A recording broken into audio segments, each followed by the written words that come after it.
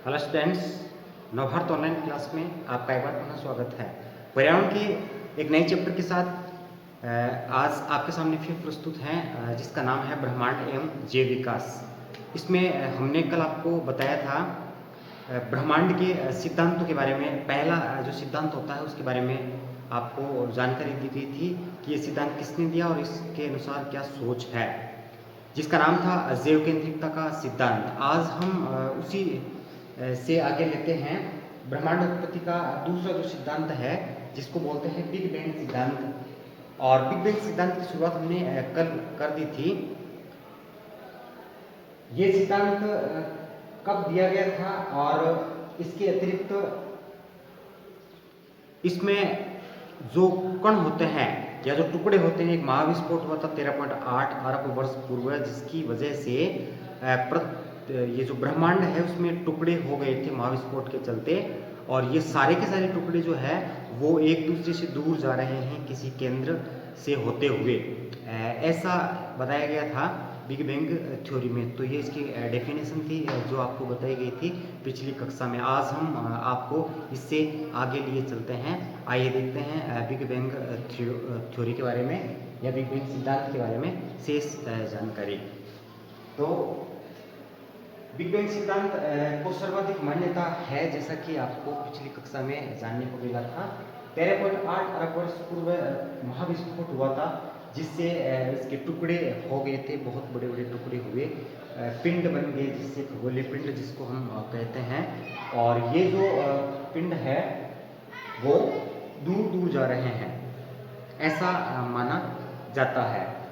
और इसके बाद में इस नियम का इतना महत्व क्यों है, क्या रीजन है जिसकी वजह से इसका इतना महत्व है? इसका रीजन यह है कि भौतिकी के किसी भी नियम की इसमें अवहेलना नहीं होती है। इसको इतनी मान्यता मिलने का जो मेन रीजन है वो यह है कि किसी भी भौतिकी के नियम से इसकी अवहेलना नहीं होती। आमतौर में हम देखते हैं कि कोई भी जो सिद्धांत दिया जाता है तो उससे भौतिकी के नियमों की अवहेलना अधिक होती है, जैसा कि जैव केंद्रिकता वाले सिद्धांत में आपने पढ़ा था। तो ये एक ऐसा सिद्धांत है जिसमें भौतिकी के नियमों को ज़्यादा अवॉइड नहीं किया जाता, इसीलिए इसका महत्व और बढ़ जाता है। फिर महाविस्फोट जो हुआ था, जैसा कि यहाँ पे बताया गया था, तो महाविस्फोट के बाद में क्या हो गया, ब्रह्मांड धीरे धीरे ठंडा होना शुरू हुआ। और ठंडा होने के उपरांत उप परमाणुीय कण बने। उप परमाणुीय कणों के मिलने से, संघनित होने से सरल परमाणुओं का निर्माण हुआ। और फिर इन्हीं परमाणुओं, सरल परमाणुओं से हाइड्रोजन, हीलियम, लिथियम, इनके फिर बड़े बड़े बादल बने। दैत्याकार बादल भी इनको कह सकते हैं। और इन दैत्याकार बादलों में क्या हुआ, गुरुत्व बल से ये संघनित हो गए। ये दैत्याकार जो बादल है वो किस बल से संघनित हो गए, आपस में जुड़ गए। किसकी वजह से जुड़े ये जुड़ गए गुरुत्व बल के प्रभाव से। और इसके पश्चात बने तारे और आकाश गंगाएं ये बनी। जैसे हमारी आकाश गंगा जो होती है उसका नाम क्या है, मंदाकिनी, मिल्की वे इसको कहा जाता है, गैलेक्सी कहते हैं इसको इंग्लिश में। तो हमारी आकाश गंगा नाम में जिस तरह से मंदाकिनी है, उसी तरह से बहुत सारी आकाश गंगाएं ब्रह्मांड के अंदर मौजूद है। तो गुरुत्व बल से संघनन के फलस्वरूप तारे और आकाश गंगाएं बनी, ऐसा किसका मानना है? ऐसा बिग बैंग थ्योरी के अनुसार बताया जाता है। प्रारंभिक तत्व से फिर भारी तत्वों की उत्पत्ति हुई, जैसा कि यहाँ पे बताया गया है सरल परमाणु। तो ये प्रारंभिक तत्व माने जा सकते हैं। और इन प्रारंभिक तत्वों से बाद में भारी तत्वों की उत्पत्ति हुई, और इसके बाद में तारे या फिर अंत में सुपरनोवाओं का निर्माण हुआ होगा, ऐसा मानना है बिग बैंग थ्योरी में। और यहाँ पे शब्द आया है सुपरनोवा। तारे आपको पता है ये लिक्ट पिंड होते हैं जो स्वयं के प्रकाश से चमकते हैं, परंतु सुपरनोवा जो नाम आया है उसका क्या अर्थ है? तो आपको बता देते हैं कि सुपरनोवा, जिसको महानोवा भी कहते हैं, ये तारे का भयंकर विस्फोट होता है। किसी भी तारे का जब अंत होता है तो इसका बड़ा भयंकर विस्फोट होता है, इसी को हम सुपरनोवा कहते हैं। महानोवा भी इसको कहा जाता है। किसी तारे के भयंकर विस्फोट को सुपरनोवा कहते हैं। बड़ा धमाका होता है इसमें, और बहुत सारी रेडिएशंस भी निकलती है इसमें, रेडिएशन यानी विकिरणें निकलती है, और ये विकिरणें बहुत अधिक एनर्जेटिक होती है, बहुत अधिक ऊर्जा इससे निकलती है और बहुत अधिक द्रव्य भी इससे निकलता है।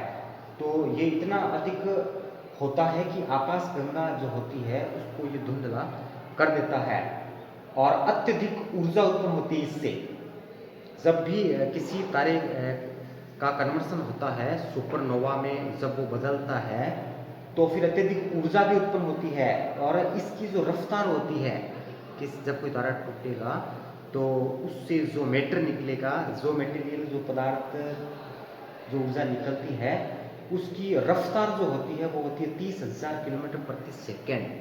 आप कल्पना कीजिए 1 सेकेंड में 30,000 किलोमीटर के वेग से ही जब ये चलता है तो कितना होगा ये हम अनुमान लगा सकते हैं। और सुपरनोवाओं के लाल विस्थापन को मापने से यह तथ्य सामने आया है। सुपरनोवा किसे कहते हैं आपको पता है? लाल विस्थापन का मतलब होता है उसके भीतर जो मटेरियल है, जो मैटर है, तो उसको वो विस्थापित होगा, वो जाएगा एक से दूसरी जगह पे। उसके विस्थापन को जब हम मापते हैं तो यह तथ्य सामने आया कि ब्रह्मांड के फैलने की गति लगातार बढ़ रही है। बिग बैंग थ्योरी की शुरुआत में भी आपको बताया गया था कि इस थ्योरी में ये माना गया है कि निरंतर ब्रह्मांड फैलता ही जा रहा है। तो ये इस चीज को प्रूव करता है। सुपरनोवाओं का जो लाल विस्थापन है वो इस बात को साबित करता है कि ब्रह्मांड के फैलने की गति लगातार बढ़ रही है। और एक विचार है जिसके अनुसार ब्रह्मांड निरंतर फैलता ही जाएगा और अंत में ठंडा होकर जम जाएगा। तो ये अलग अलग वैज्ञानिकों के लिए अलग अलग सोच है। सभी वैज्ञानिक इस चीज को लेकर एक राय या एक मत नहीं है, परंतु वैज्ञानिकों का एक जो समूह है वो इस बात को स्वीकार करता है, मानता है कि ब्रह्मांड निरंतर फैलता ही जाएगा और अंततः है वो ठंडा होके जम जाएगा। और कुछ खोजों से ये भी पता चला है कि ब्रह्मांड में दूसर द्रव्य और दूसर ऊर्जा जो है वो देखी गई है। दूसर द्रव्य और दूसर ऊर्जा का मतलब होता है dark matter and dark energy, ये देखी गई है। इसकी क्या भूमिका है इसके बारे में कोई पता नहीं है अभी तक। इसकी भूमिका क्या है इसके बारे में नॉलेज नहीं है, लेकिन इनको देखा गया है यूनिवर्स में, ब्रह्मांड में। और जेनेवा में सर्व प्रयोगशाला है जहाँ पे बारहीन कण की खोज हुई है, और ये बारहीन कण जो है उनकी खोज होने से भौतिकी के नियमों में बदलाव की संभावना प्रकट की जा रही है। भौतिकी के जो रूल्स है, जो नियम है, उसमें कुछ हो सकता है, चेंजेस आ जाए। हिग्स बोसोन नामक कण है, इनकी खोज हुई है, और जिसको लेकर विजय कुमार पांडे जो कि भौतिक शास्त्री है, वो बताते हैं कि भौतिक विज्ञान अज्ञात को ज्ञात की परिधि में लाता है। भौतिक विज्ञान जो है वो हिग्स बोसोन की खोज करने के दौरान भौतिक शास्त्री विजय कुमार पांडे जो है वो ये लिखते हैं कि भौतिक विज्ञान अज्ञात को ज्ञात की परिधि में लाता है। जो चीज़ हमें नॉलेज में नहीं है, जो ज्ञात नहीं है, उसको ज्ञात की परिसीमा में लेके आता है। ऐसी सोच किसकी है? विजय कुमार पांडे की, जो कि भौतिक शास्त्री है। परंतु ये कहा गया है कि सृष्टि का जो रहस्य है वो अज्ञात की परिधि में नहीं है, बल्कि किस में है? अज्ञेय के विस्तार में है। अज्ञेय शब्द का अर्थ होता है जिसे खोजा नहीं गया है, जिसे जाना नहीं गया है। जो अज्ञात नहीं कह सकते, हम इसको अज्ञेय कह सकते हैं। अज्ञात का मतलब होता है जिसे खोजा नहीं गया है, और अज्ञेय अज्ञात का मतलब जो ज्ञात नहीं है, और अज्ञेय का मतलब जिसे जाना नहीं गया है। और इसको जानने के लिए हम जो प्रयास करते हैं उसे अज्ञेय का विस्तार कहते हैं। तो अज्ञात की परिधि में इसको नहीं डाला जा सकता, बल्कि इसको अज्ञेय के विस्तार में डाला जाता है। और फिर एक्वा पायरेटिक मॉडल एक दिया गया था पॉल स्टेइनहार्ट के द्वारा, और क्या बताया इसने? ब्रह्मांड की उत्पत्ति के बारे में इसने बात बताई थी कि ब्रह्मांड की उत्पत्ति दो त्रिविमीय ब्रह्मांडों के चौथी विमा में टकराने से हुई है। ब्रह्मांड की उत्पत्ति कैसे हुई है, इसको लेकर इन्होंने तर्क दिया है। और इसके अनुसार ये कहा गया है कि ब्रह्मांड का प्रसार जो है वो निरंतर होता जा रहा है। तो बिग बैंग थ्योरी और इसकी जो सोच है उसमें कॉमन बात क्या है कि ब्रह्मांड का फैलाव जो है लगातार हो रहा है। लेकिन ये बिग बैंग से अलग है, डिफरेंट है थोड़ा सा। बिग बैंग में बताया गया कि किसी सेंटर से जो कण है, जो पिंड है, वो दूर होते जा रहे हैं। लेकिन ये कह रहा है कि जो जितने भी कण दूर जा रहे हैं एक दूसरे से, तो वो किसी एक पिंड को केंद्र मान के नहीं जा रहे हैं, इसके लिए कोई केंद्र नहीं है। यह है बिग बैंग थ्योरी के बारे में। अब हम जीव उत्पत्ति के विभिन्न सिद्धांतों के बारे में आपको बताएंगे। ये जो हमने पढ़े थे वो ब्रह्मांड उत्पत्ति के सिद्धांत थे, और आगे जो है वो हम देखेंगे जीव उत्पत्ति के भौतिक सिद्धांतों के बारे में। हेलो स्टूडेंट्स, देखिए आपको बता रहे थे जीव उत्पत्ति के भौतिक सिद्धांतों के बारे में। इससे पहले हमने पढ़ा था ब्रह्मांड उत्पत्ति के सिद्धांतों के बारे में, तो अब हम देखेंगे जीव उत्पत्ति के भौतिक सिद्धांत। तो इसमें बताया गया है, जैसा कि आप यहाँ पे देख पा रहे हैं, निर्जीव से सजीवों की उत्पत्ति हुई थी, ऐसा अरिस्टो ने बताया था कि निर्जीव जो पदार्थ होते हैं, जैसे कीचड़ से मेंढक की उत्पत्ति हुई है और सड़ते मांस से मक्खियों की उत्पत्ति हुई है। लेकिन ये सिद्धांत अधिक समय तक चल नहीं पाया। इसके बाद में जो सिद्धांत आया था वो था लुई पास्चर का एक सिद्धांत, जिसको जीवात जीवोत्पत्ति का सिद्धांत कहते हैं, अर्थात जीवों से ही जीवों की उत्पत्ति होती है। ये बात लुई पास्चर ने बताई थी। जीव उत्पत्ति में क्या होता है, ईश्वर की भूमिका को नकार कर ऐसा माना जाता था कि जीव की उत्पत्ति जो है वो ईश्वर की वजह से ही होती है। और इस चीज़ को सबसे पहले नकारने वाले जो थे वो चार्ल्स डार्विन थे, और इन्होंने प्राकृतिक नियमों के अनुरूप जीव की उत्पत्ति का समर्थन किया था और उसके हिसाब से जीव की उत्पत्ति के बारे में समझाया था।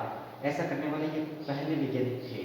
और 1924 में अलेक्जेंडर ओपेरिन रूस के जो वैज्ञानिक थे, इन्होंने बताया कि निर्जीव पदार्थों से ही सजीव की उत्पत्ति हुई है। ये इसने ऐसा सिद्धांत दिया था।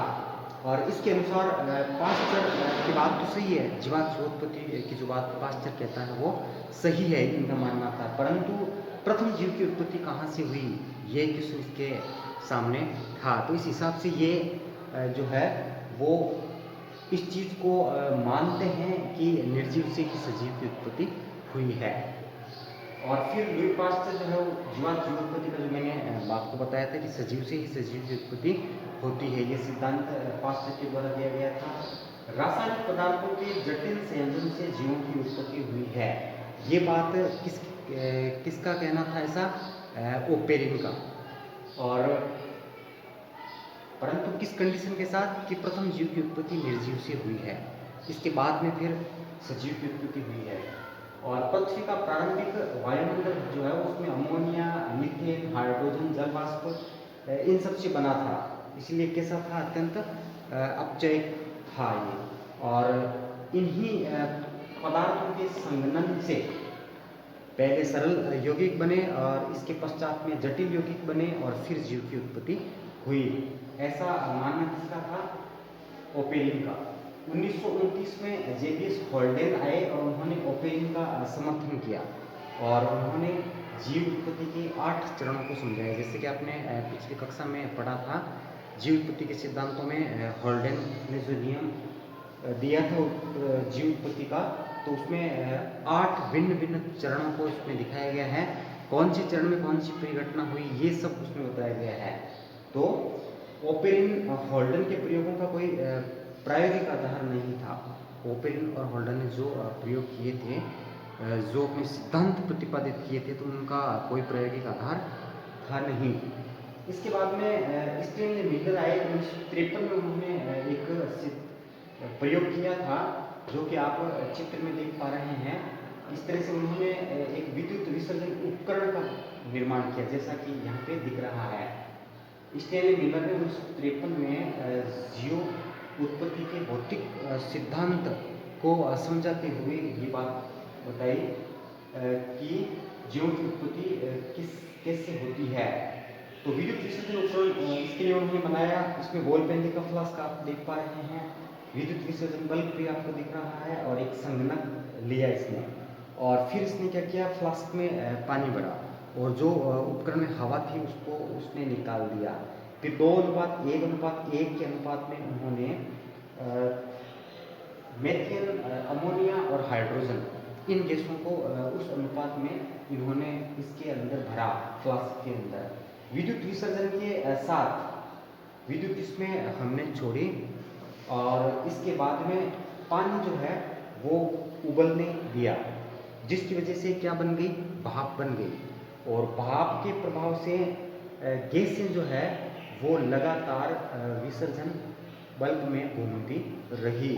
विसर्जन बल्ब से जो जल वाष्प निष्कासित होती है उसका उसने क्या किया, संघनन किया।